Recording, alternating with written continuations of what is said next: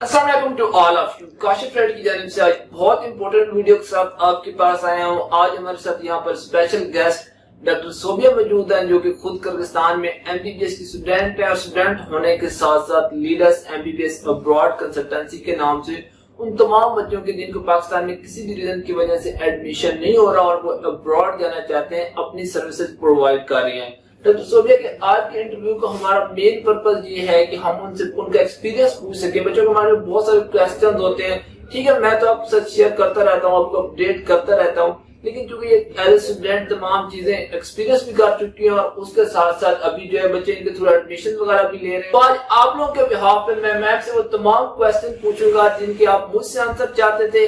बहुत सारी ऐसी चीजें लाइक किर्गिस्तान से एमबीबीएस के क्या डिसएडवांटेज है, बच्चों को किस तरह के प्रॉब्लम फेस करने पड़ते हैं, वो तमाम चीजें मैम से पूछेंगे। तो चलिए इंटरव्यू स्टार्ट करते हैं। बहुत हार्ड क्वेश्चन मैंने प्रिपेयर किए इसलिए ताकि आप लोगों को भी इसके आंसर मिल सके। अस्सलाम वालेकुम मैम, कैसी हैं आप? वालेकुम सलाम, बिल्कुल ठीक, आप बताएं कैसे हैं? अल्हम्दुलिल्लाह मैम। अच्छा मैम देखिए, सबसे पहला क्वेश्चन तो जो कोई भी बच्चा अब्रॉड में जाना चाहता है तो उसका एक क्वेश्चन होता है जो उसके माइंड में होता है कि क्या पाकिस्तान वापस आके उसकी जो है वो डिग्री पीएमसी की जानिब से रिकॉग्नाइज की जाएगी या नहीं की जाएगी, पीएमसी के क्या क्राइटेरिया, इस हवाले से आप क्या कहना चाहेंगे? क्योंकि ये मेन चीज है, अगर बच्चा अब्रॉड जा रहा है उसने वहां से एमबीबीएस करना और एमबीबीएस करने के बाद उसने पाकिस्तान आना, अगर डिग्री रिकॉग्नाइज नहीं होगी तो फिर डेफिनेट बात है उसे इस चीज का कोई एडवांटेज तो नहीं है ना?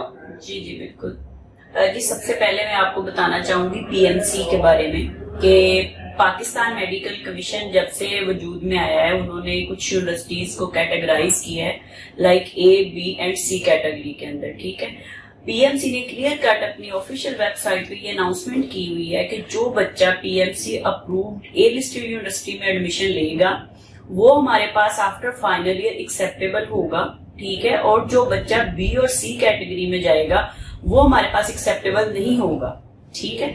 सबसे मेन चीज आ जाती है पीएमसी की अप्रूवल कि पीएमसी ने अप्रूवल किन यूनिवर्सिटीज को दी हुई है। जिन यूनिवर्सिटीज को पीएमसी ने अप्रूवल दी हुई है उन यूनिवर्सिटीज से जो बच्चे ग्रेजुएट होके पाकिस्तान में आएंगे ऑब्वियसली वो पाकिस्तान में एक्सेप्टेबल होंगे। और एक चीज मैम यहाँ पर मैं ये ऐड करना चाहूंगा कि इस बार एनएलई टेस्ट हुआ था, जो पाकिस्तानी स्टूडेंट्स उन्होंने तो डेफिनेटली इस चीज को थोड़ा सा रेजिस्ट किया था, लेकिन अब्रॉड में जो है काफी स्टूडेंट जो अपियर हुए थे, तो उसकी पासिंग रेशो वगैरह के हवाले से आप कुछ एक्सप्लेन करना चाहेंगे? जी जी जरूर, क्योंकि मैं इस चीज को बहुत अच्छी तरह समझती हूँ। हमारे कुछ सीनियर्स भी थे माशाल्लाह, आपको मे भी पता चला हो, आप माशाल्लाह बहुत अच्छा यूट्यूब पे काम करते हैं मेडिकल स्टडी से रेलिवेंट।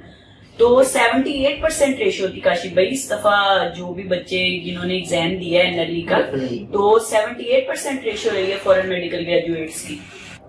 डेफिनेटली मैम माशाल्लाह काफी अच्छी रेशियो, और अगर 78 स्टूडेंट आउट ऑफ 100 स्टूडेंट इसको क्लियर कर सकते हैं तो कोई भी ऐसा स्टूडेंट जिसमें पैशन है जो सिर्फ स्टडी के लिए अब्रॉड जाना चाहता है, आई थिंक उसके लिए कोई मुश्किल नहीं होगा। हाँ, कंडीशन ये है कि वो वहां जाके सिर्फ स्टडी करता है और वो स्टडी के पर्पज के लिए जा रहा है। जिस तरह की आपने बात की कि पीएमसी की जानिब से कुछ रिकमेंडेशन है या पीएमसी कहती है कि आप फिलहाल यूनिवर्सिटीज में जाएं, बहुत सारी यूनिवर्सिटीज को पीएमसी की जानिब से ब्लैक लिस्ट भी कर दिया गया है। तो उसी कंटेक्स्ट में मैं अपना दूसरा क्वेश्चन करना चाहूंगा कि as student as a consultant आप बच्चों को क्या रिकमेंड करेंगे कि उन्हें कौन सी यूनिवर्सिटीज में जाना चाहिए, कौन सी यूनिवर्सिटीज में जो है वो नहीं जाना चाहिए? जी मैं बिल्कुल रिकमेंड करूंगी स्टूडेंट्स को। मैं ये बच्चों को कहना चाहती हूँ कि कोई भी स्टूडेंट जो है अगर वो एडमिशन लेना चाहता है, ठीक है, अगर वो चाहता है कि वो अब्रॉड से एमबीबीएस करे तो काइंडली वो पीएमसी की ऑफिशियल वेबसाइट पे जरूर जाए, वहां पे चेक करे कि पीएमसी ने किन यूनिवर्सिटीज को ए लिस्ट किया हुआ है, ठीक है। जो यूनिवर्सिटीज ए लिस्टेड हैं पीएमसी की तरफ से उनकी ऑफिशियल वेबसाइट पे जाएं, कंट्री का नाम लिखें, चेक करें, ए लिस्ट के अंदर आपको सब कुछ नजर आ जाएगा।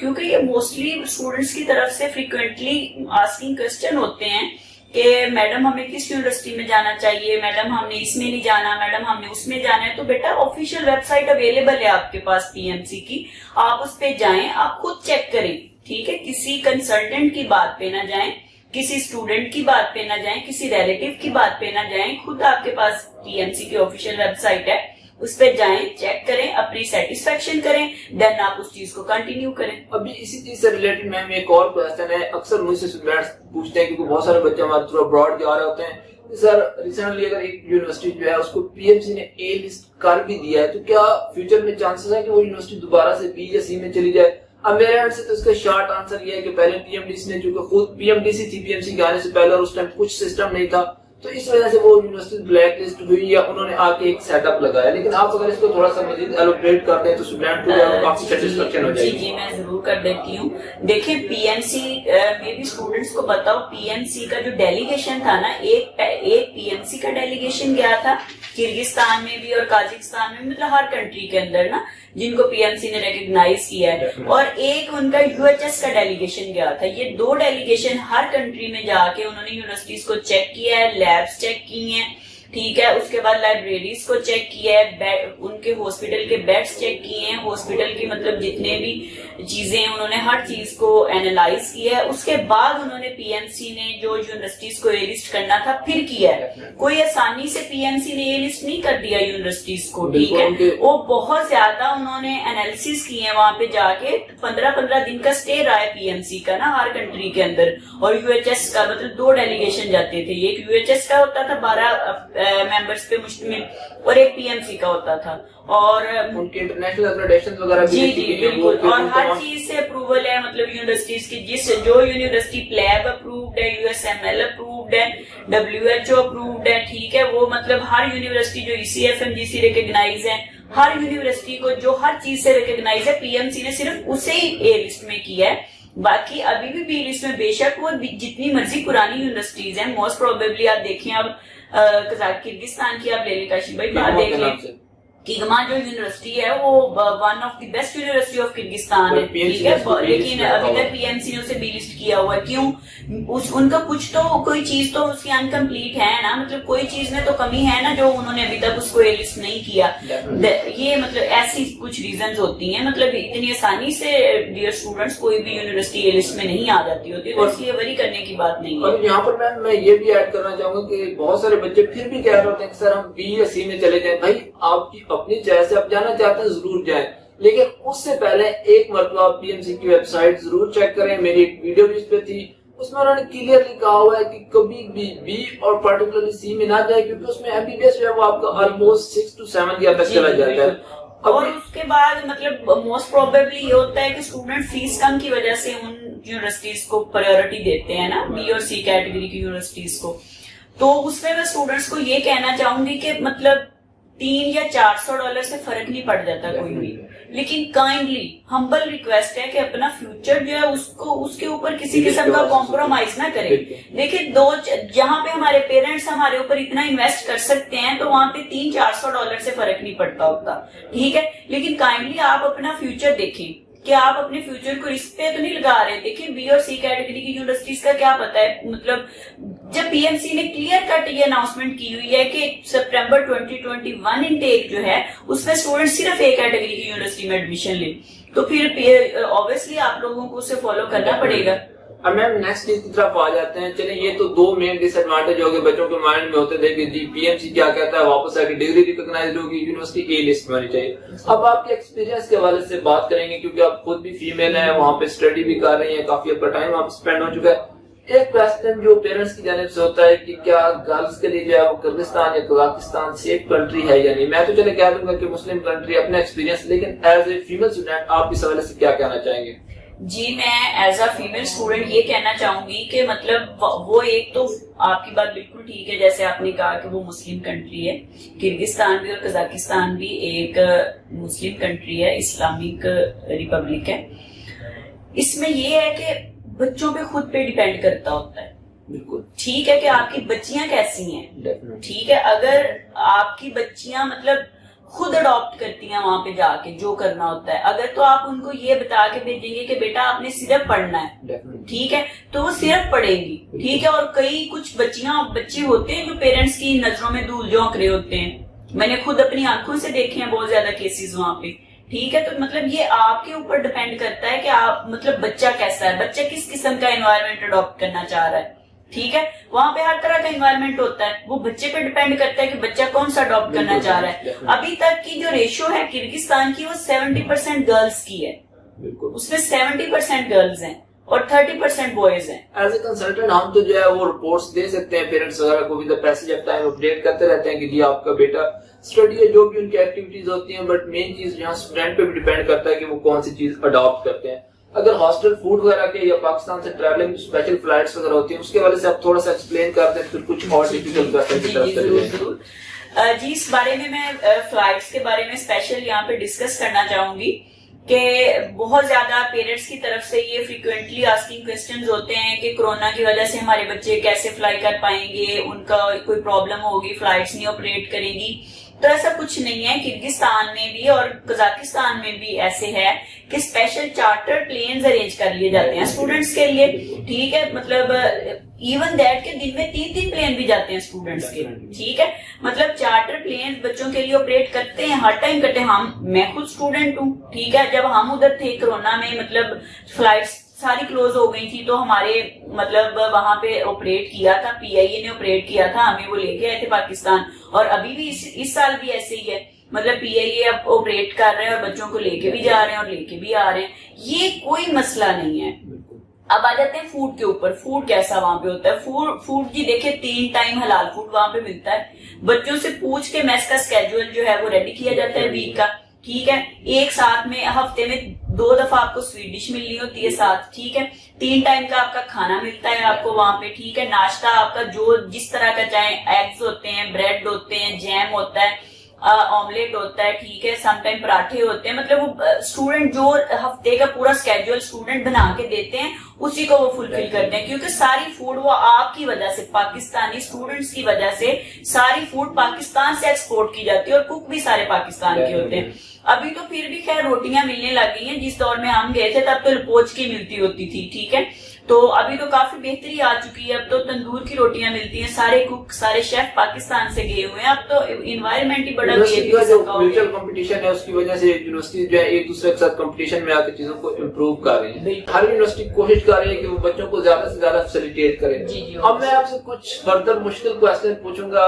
मकसद क्या है वीडियो का? मकसद यही है कि जो बच्चों के माइंड में चीजें होती है पाकिस्तान से जाने से पहले वो क्लियर हो, उन्हें प्रॉपर गाइडलाइन मिले। अब ये मुश्किल क्वेश्चन में सबसे पहले तो ये है कि स्टूडेंट कहते हैं कि हमें ओवर चार्ज किया जाता है, फी हमसे ज्यादा ली जाती है। दूसरा क्वेश्चन हमें फाइन वगैरह कर दिया जाता है। एक और इम्पोर्टेंट चीज बच्चे कहते हैं कि जी पाकिस्तान में हमें एक यूनिवर्सिटी को बताया जाता है, मिसाल के तौर पर आपसे कहा जाता है कि आप IHSM में जा रहे हैं, तो वहां जाके आपका किसी और यूनिवर्सिटी में जो है वो एडमिशन करवा दिया जाता है। तो इस सब की आपके अकॉर्डिंग मेन रीजन क्या है? इस सब की मेन रीजन ये है काशिफ भाई के देखें, कुछ स्टूडेंट बैठे होते हैं घरों में, एक गली में छोड़ के आप जाएंगे वहां पे हर बच्चा जो है वो कंसल्टेंट बना बैठा है, ठीक है। अभी वो पहले सेमेस्टर के स्टूडेंट होते हैं और वो जाके वहां पे अपने आप को शो करवा रहे होते हैं कि हम फाइनल ईयर के स्टूडेंट हैं, ठीक है। इस तरह की जो मतलब हैं बातें, वो स्टूडेंट को मतलब मिसगाइड करते हैं, ठीक है। बच्चे को मतलब अनऑथराइज पीपल होते हैं, उनके पास कोई लेटर्स नहीं होते, ठीक है। उनके पास कोई प्रॉपर ऑफिस नहीं होता, कोई इंस्टीट्यूट नहीं उनके पास होता।